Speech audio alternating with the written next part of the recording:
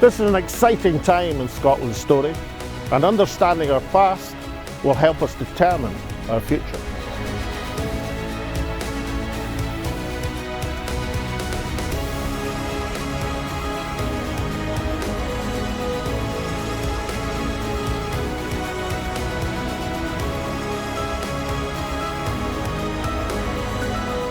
And when Scotland's voice is heard, it charts the way forward.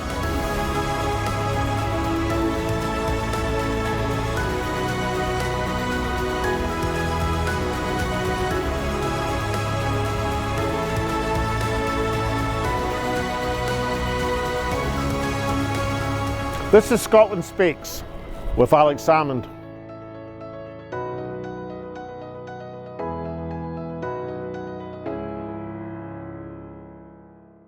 Well, good morning and welcome to Scotland Speaks with Alex Salmond at our new premier broadcast time of 10 a.m. on a Saturday morning. Before the football.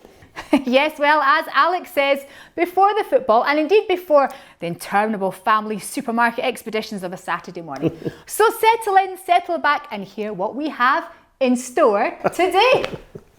Well, it's the burn season, that remarkable time of the year, the annual ritual where Scots expatriates and friends of Scotland worldwide engage in a celebration of the works of the national bard, a man who touched humanity as a whole for 200 years and more. There are actually more statues to Robert Burns than to any other secular figure bar Queen Victoria and Christopher Columbus. And today for this Burns breakfast, I interview Alec Neil, a braw lad, one of the honest men, on the subject matter of Burns the Radical. And I ask Alec to tell us what he's been giving and delivering in his speeches for well nigh 50 years. And this in a week, where Professor Gerard Carruthers of the Centre for Robert Burns Studies at Glasgow University has discovered an original manuscript showing Burns proclaiming Jacobins as well as Jacobites. And also coming up in today's show, the results of our massive competition on Scotland's Hidden Heroes and the announcement of the multiple winners of our much sought after memorabilia. And what's more, I continue with the second series of Hidden Heroes, where one of the winners of our competition's choices, they've chosen the redoubtable Bishop Wishart of Glasgow, an extraordinary figure from the medieval period. Some people say more significant to Scottish independence than either Bruce or Wallace. The English called him the Bloody Bishop. The Scots called him the Good Bishop. You can judge in Hidden Heroes. Well, you will indeed, but first back to the subject of this week's show, and that is Robert Burns. 'Twas then a blaster Jannerwin blew Hanselin on Robin. A small reminder that big Janny winds are nothing new in Scotland. Aren't we feeling them all quite a lot this week? But today's big interview is with another Ayrshire man, and that's Alex Neil, whose politics and life are steeped in the Burnsian tradition. Today, he speaks to Alex about Burns, the political radical. That's coming up right after the break. But to play us into the break, let's remember that Robert Burns was also one of the greatest romantic poets in history. And note, in my estimation, one of the greatest love songs of all times, A Fond Kiss.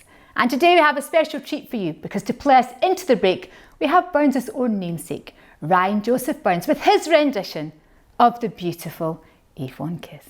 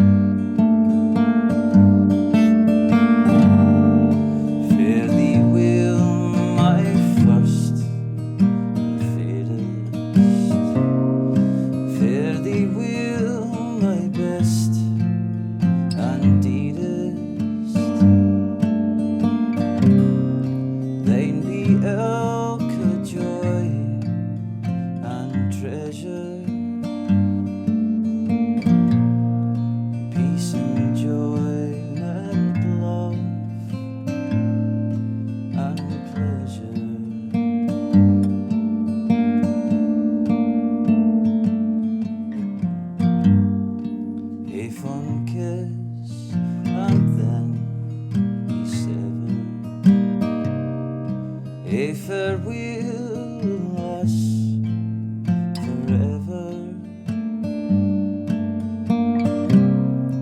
Deep in heart from tears I'll pledge thee, war and sighs and groans I'll wage thee.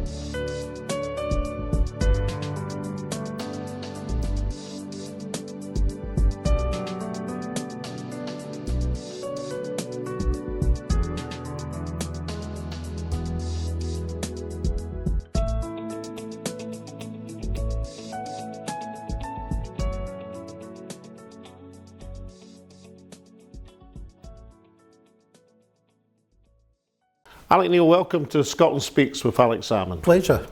Now, it's the height of the burn season. You're a Burnsian and a politician. Tell me a bit about Scottish politics and Burns. I mean, how influenced have Scottish politicians of your ken been by Robert Burns? Well, not just Scottish politicians. I think Burns's influence is global. But certainly growing up in Ayrshire, we were very, very conscious of Robert Burns. At school we had Burns competitions, and they're actually expanding every year still after all these years. And it was the poetry, obviously, about Burns. But actually, in a way more important, was the philosophy behind the poetry that we were taught about in Ayrshire. And of course, I once said to my very good friend Christine Graham, I said, the MSP. The MSP, of long standing. Did you realise that the three greatest Scots ever to live all came from Ayrshire? Because despite what the Paisley folk said, clearly Wallace was born in Kilmarnock, Bruce was born in Ballantrae, and Robert Burns was born in Alloway. And she said, and you broke I wouldn't say the exact words, you broke the mould, Alec. Because you were born in Patna. Aye, that's right. Which is called after the capital of the Bihar state in India, by the way, indicating the internationalism in Ayrshire as well as in the rest of Scotland. So what was attractive to Ayrshire politicians, Scottish politicians, international politicians, was that river of radicalism running through Burns's poetry? Well, I think the radicalism in Ayrshire, Ayrshire was one of the growth areas of the early Labour movement. I mean, Keir Hardie, of course, lived in Cumnock for a long time. And I think Burns, the early founders of the Labour movement, like the early founders of the independence movement, were all influenced heavily by Burns. But it wasn't just them. Funnily enough, somebody like Andrew Carnegie was influenced very much by Burns. Now, Andrew Carnegie, Scots are very proud of him, but he had a terrible record as an employer in America. But when he set up the Andrew Carnegie Trust, it's a condition of funding that there's a bust of Robert Burns in any building funded by the Carnegie Trust. If you go to Carnegie Hall in America, in New York, you will see a bust of Robert Burns. So Burns was a radical, in my my view. There were times when he had to hide his radicalism, particularly when he worked for the Customs and Excise, when he was in Dumfries, and he had to camouflage some of his... when he was being investigated for sedition. Exactly. And I think they were frightened because of his popularity to prosecute him, and I think there were people in the Customs and Excise who wanted to prosecute him, but he was such a powerful figure. And some people use that period as an excuse for saying that Burns wasn't radical. But Burns was always radical. And even in that period when he had to do a bit of camouflage to save his own skin, he was still radical. He was sending out messages in his poetry, which could be interpreted in any which way you liked, deliberately, because he wanted to get the message out, clearly, but at the same time he couldn't do it in such a way that any sedition charge would stack up. And publishing, as we now know, a fair amount of material anonymously. Yeah, and I think people have misused that, the fact that he had to do that to claim that, for example, he wasn't in favour of Scottish independence. I mean, you just need to look at his writings. I mean, one of the things he wrote fairly early on as an adult was a message to every Scottish MP.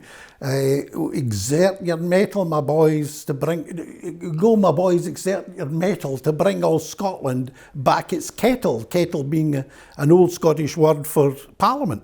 Of course, he was regaling against a whisky tax. Absolutely. and you know, what's changed? Here we are many hundreds of years later, still looking at our whisky industry being treated very badly by the UK Exchequer. So you mentioned Carnegie, and Carnegie was very influenced by the American Civil War. Yes. As a young lad making his way in America, hugely influenced. And of course, Abraham Lincoln was another Burns adherent. And a powerful part of Lincoln's approach to life. Particularly, I think he described Burns as having the greatest empathy that he'd seen in a writer. Well, Abraham Lincoln, from about the age of 12, 13, kept a book of Burns' poetry. He had two books beside his bed, the Bible and Burns' poetry. And he was... Now, Abraham Lincoln wasn't formally educated in English literature or anything like that, but he loved Burns. And he clearly was inspired by Burns and educated by what Burns had written.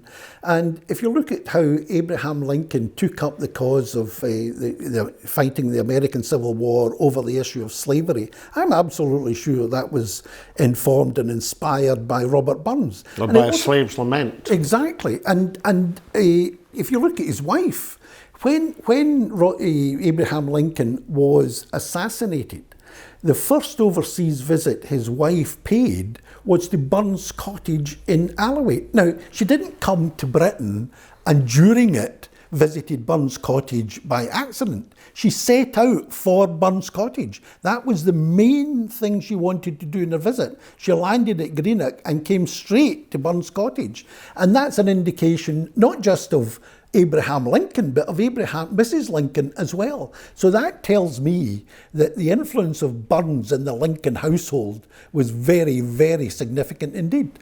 So of all the political stories that you've got about Burns, I mean, you must have heard some of the great Burnsians who are also politicians, yes, doing their immortal memories. I mean, who would stand out for you? Well, in Ayrshire, when I was coming into politics as a young man, the two outstanding people on the Burns circuit, if I can put it that way, from Ayrshire, were Willie Ross, who of course was Secretary of State for Scotland. Basso Profundo, as Harold Wilson dubbed him, and the Reverend Jimmy Curry, who was a great master of the immortal memory and of Robert Burns. Jimmy Curry lived in Dunlop, and from there, you know, I think he preached as much about Burns as he did about Christ, actually. He was probably equally committed to both. So, I mean, in these days, I mean, as recently as the 1960s, I mean, Burns was fairly comfortably in the Labour camp in terms of party politics, people claiming Burns.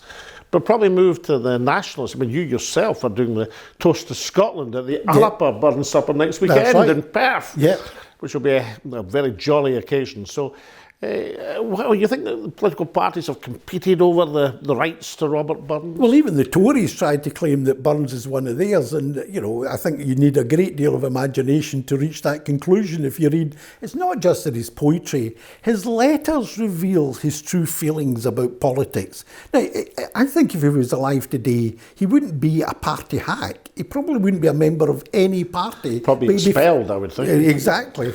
And he certainly wouldn't be ashamed of the name national, because he very much saw Scotland as a nation, as the first 6 letters in that word give a clue to, that we are standing up for nationhood and national Scotland. It's not about one sect or clan against another. It's not about one geography or a religion against another. It is about a national approach, a Scottish approach.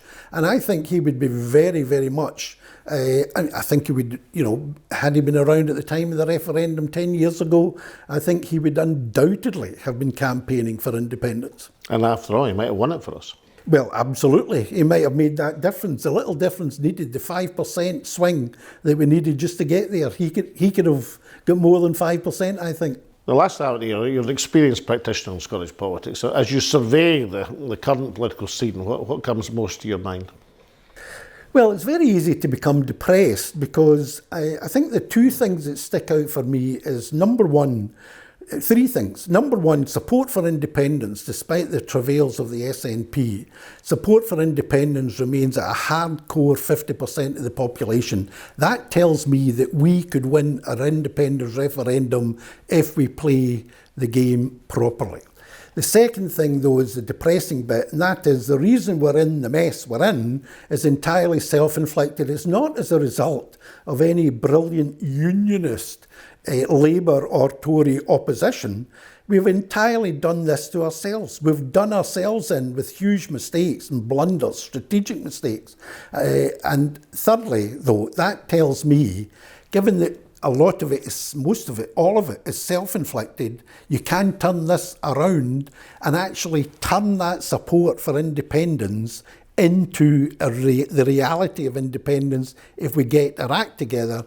Part of doing that is to operate as a united independence movement, bring all the pro-independence parties and organisations in together, and let's move forward. Let's go for that brilliant bill being put forward by Ash Regan in terms of a referendum on whether the Scottish Parliament should have the power to hold an independence referendum. That wouldn't just include people like you and me who fought for independence for a long time.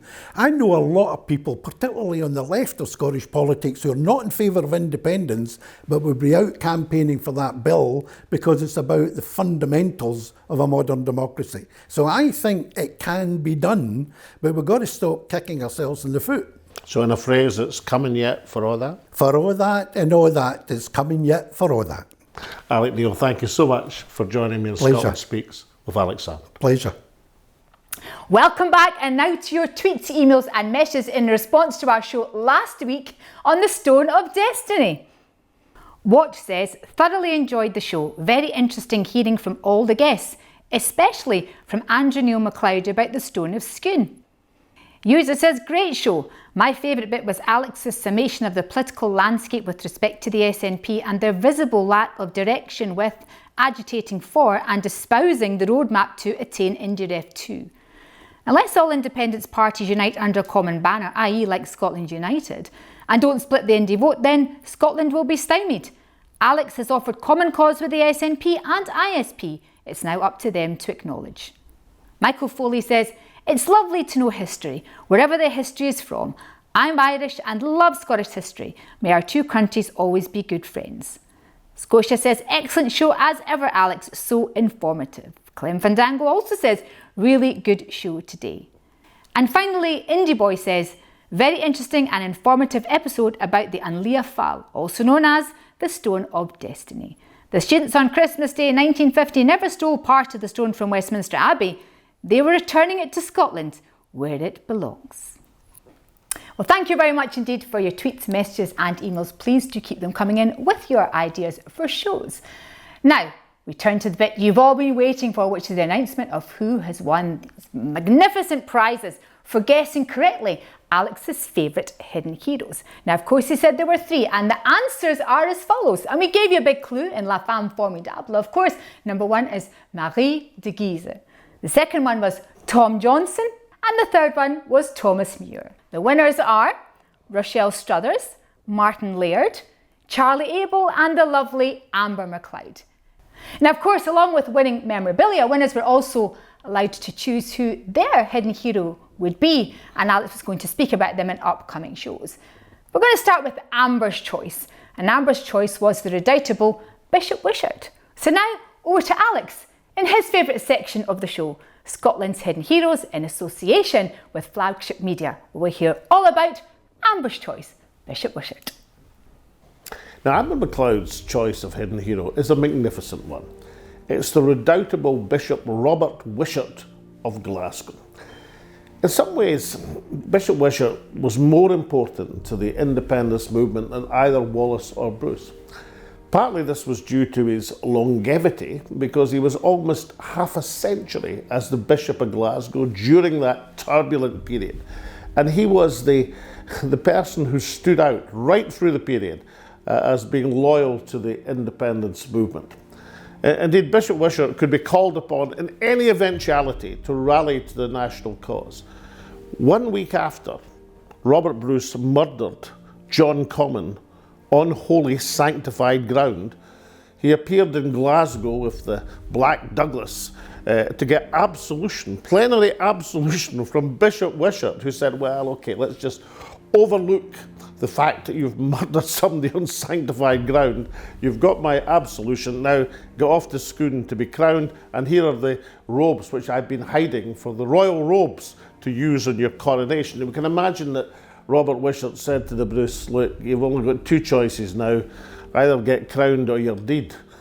You might end up as both, of course, you could be crowned and dead, but that was the choices that Bruce had, so he went to the coronation and the rest is history.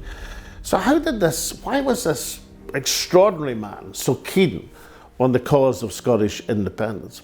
Well, partly it's because the church itself was the backbone of the independence movement, because they were looking not just to independence for the country, but independence for the Scottish church, a filia specialis of Rome, that they were a direct daughter of the Roman church. And the last thing that they wanted was to have any fealty to the church in England. And of course that's continued to the present day. My old friend, the late Cardinal Thomas Winning, it said, once received a letter addressed to him at the Diocese of Westminster, which he returned not known at this address. So even now the Catholic Church in Scotland is keen to preserve its independence, and it was even more so in the Middle Ages. Robert Wishart became Bishop of Glasgow in the early 1270s. We don't exactly know his age, but it has to be said, becoming a bishop of one of the greatest dioceses in Scotland, you'd have to be into your 30s by then. You wouldn't get the job any earlier. In fact, in the Scotterum, written 100 years later, it said that Bishop Wishart was young in age but wise in countenance. So I reckon he was in his 30s by then. And his career over the next 50 years, almost 50 years as Bishop of Glasgow, can be divided neatly into 2 periods. I mean, the first half, Scotland was at peace in the golden age of Alexander III, and the bishop got on with doing good works in Glasgow. For the second half, he became the warrior bishop. Scotland was engulfed in the wars of independence, and Bishop Wishart became, well, if you read the English chronicles, he was the bloody bishop, or the bad bishop. If you read John of Fordoun, he was the good bishop. He was the stalwart of the independence movement.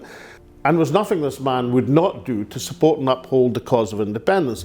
He was one of the original guardians after Alexander died in the 1280s. He supported the Bruce faction at that stage. He then went on to loyally support John Balliol. He supported William Wallace in his uprising of the 1290s. And then, of course, as I've already said, he absolved Bruce from any crimes after he'd murdered Comyn. So he was the stalwart and the backbone of the independence cause. And all of this activity on behalf of the national cause, understandably perhaps, incurred the ire, not just of the English chroniclers, but of the English king. And this is what they had to say about Robert Wishart, who was captured and imprisoned in the south coast of England by Edward I.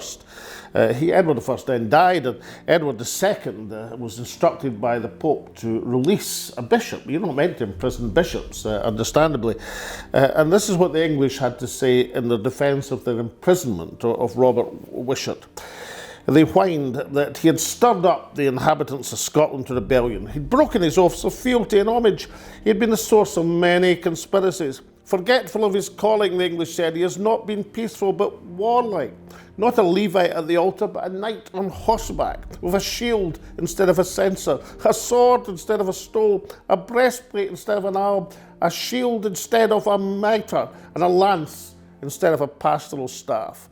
In short, the English said that this was a warrior, not a clergyman. And of course they were right. Well, they were partly right. He was both. You see, the English were understandably upset because, at any count, Robert Wishart had 6 times said he would keep the king's peace. He swore loyalty to the English king, and then within weeks usually reversed his oath because he didn't regard an oath to England as having any validity whatsoever. His real loyalty was to Scotland. And his story, of course, has a happy ending, because he was imprisoned in his 70s, and after Bannockburn he was one of the key people that Bruce had released, along with members of his own family, in exchange for English prisoners. And therefore, in the latter part of 1314, a blind bishop in his 80s came back triumphantly to the city of Glasgow, and he was given the medieval equivalent of a ticker tape parade right through the streets of Glasgow, with an adulating crowd of thousands of people cheering their hero, the Bishop Wishart of Glasgow. As they cheered Wallace, as they cheered Robert Bruce, King of Scots, they cheered Bishop Wishart of Glasgow. A remarkable man, a remarkable clergyman, and perhaps someone without whose work then Scotland would no longer exist as a nation. So whether we thank Providence or thank the Almighty, we should certainly give thanks for that hidden hero, Bishop Robert Wishart of Glasgow.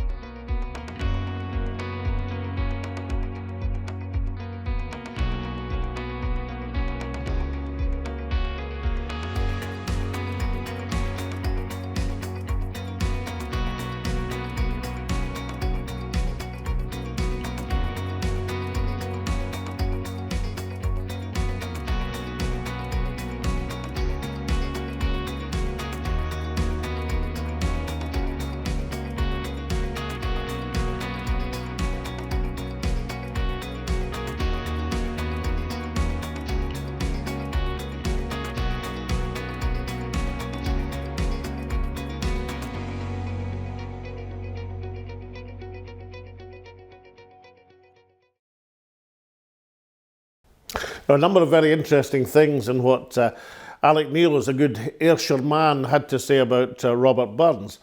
And that was his remark about the political legacy of Burns. Burns the radical, that no political party, no single political party can claim Burns for themselves. I mean, Burns was too big to belong to any single political party. there's no doubting that the sentiment of Robert Burns. Burns was a radical and a nationalist. And those who try and follow in his footsteps should try and think about what the Bard might have said to us today. I think it would have been a bit like what Eddie Morgan had to say to the Scots Parliament. He didn't want a Parliament of fearties, nor did he want a Parliament of numpties. What we have to do to convince the people that we're worthy of the legacy of Robert Burns is to stir the population into action. Scotland is in a box at the present moment, a political box with apparently no way out. But of course there is a way out. All it requires is a bit of imagination and radical action. The way forward is clear. We have to look for a mandate at an election, since we're going to be denied an independence referendum. We can have a referendum to let the people say what the Parliament should be doing, that they should decide on independence. That's clear. And all we need to do is rally behind that banner and convince ourselves first and then our opponents that we are serious about the cause of independence. Hugh MacDiarmid was Scotland's greatest poet of the 20th century. He was an interesting man because he greatly admired Robert Burns, but he was greatly deprecating of Burns' suppers, and some of the people used to go along to them. But there was a phrase that MacDiarmid described Burns as the true radical spirit of Scotland. For goodness sake, in this Burns season, let's try and live up to that image of our national bard, Robert Burns. Well, there is only one way to close our special programme on Burns the Radical, and that is with Burns' radical international anthem for equality, A Man's a Man for All That. Once again, with the beautiful treatment of Ryan Joseph Burns. We shall, of course, see you next week for the football on every social media channel you can shake a stick at. But for now, take it away, the wonderful Ryan Burns with A Man's a Man for All That.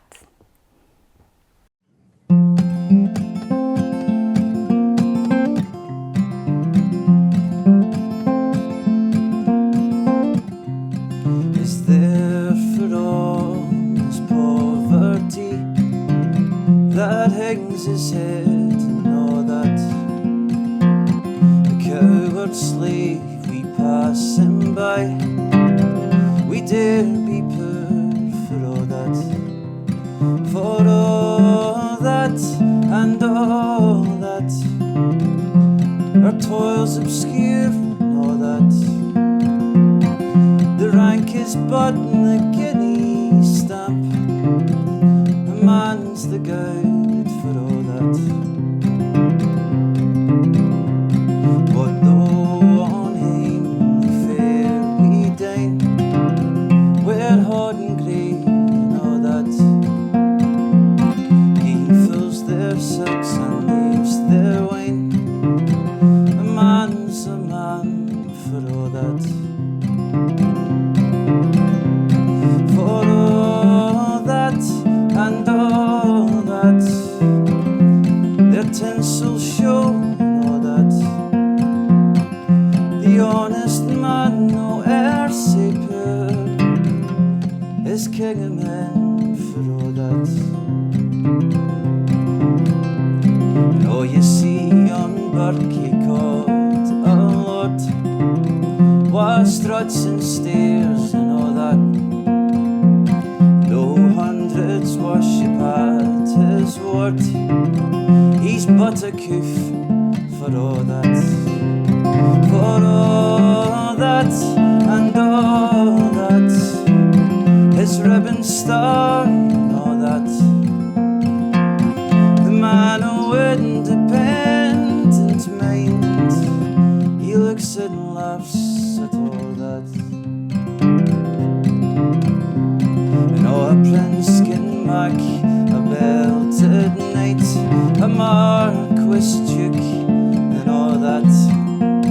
But an honest man upon his might, good faith he mourneth for that.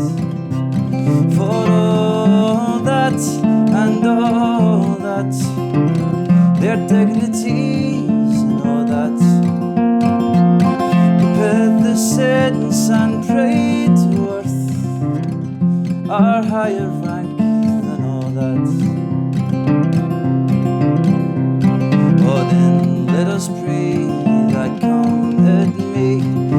has come, it will, for all that sense and worth, or all the earth shall bear the green and all that. For all that and all that, it's coming yet, for all that man to man the world o'er shall brothers be, for all that. For all that and all that, it's coming yet, for all that man to man the world o'er shall brothers be, for all that.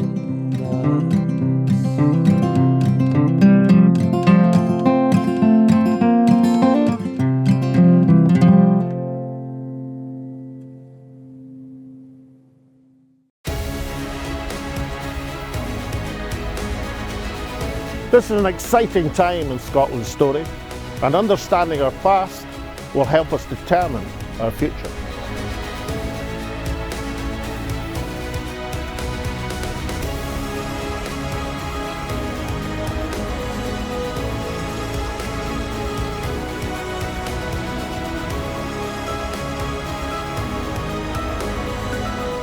And when Scotland's voice is heard, it charts the way forward.